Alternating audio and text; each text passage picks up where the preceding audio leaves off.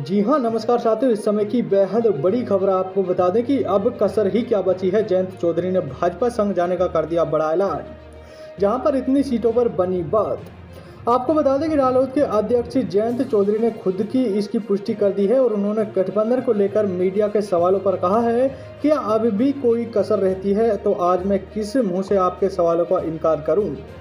जहां पर आपको बता दें कि पूर्व पीएम चौधरी चरण सिंह को भारत रत्न मिलने के साथ ही भाजपा और रालोद के बीच लोकसभा चुनाव में गठबंधन पर जो भी मुहर लग गई है।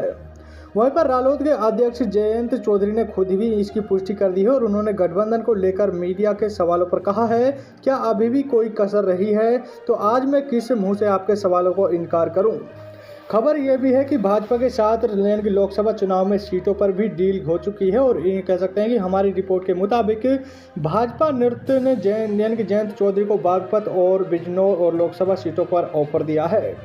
वहीं पर केंद्र में सरकार बनने पर मंत्री पद का भी प्रस्ताव रखा गया है और आपको बता दें कि राष्ट्रीय लोकदल और भाजपा पहले ही भी 2009 के आम चुनाव में इसमें साथ मिलकर चुनाव लड़ चुकी है।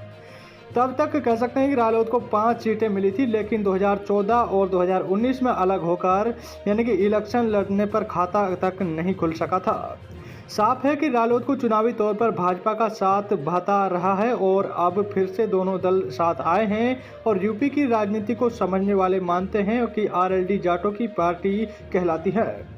लेकिन कह सकते हैं कि बिरदारी का बड़ा वोट भाजपा को ही मिलता रहा है और इसी के अलावा दूसरी जातियों के वोट इसलिए रालोद को नहीं मिलते थे क्योंकि उससे जाटों की पार्टी माना जाता है और ऐसे में वह कह सकते हैं कि दो तरफा नुकसान झेल रही थी। आपको बता दें कि अब भाजपा के साथ आने पर रालोद जाट वोट बटने से भी रोक सकेगी और इसी के अलावा भाजपा के हिस्से के वोट भी मिल पाएंगे। वहीं पर भले ही समाजवादी पार्टी से डील से उसे 7 सीट मिल रही थी, लेकिन उसी के लिए जो भाजपा के मुकाबले जीतना मुश्किल था।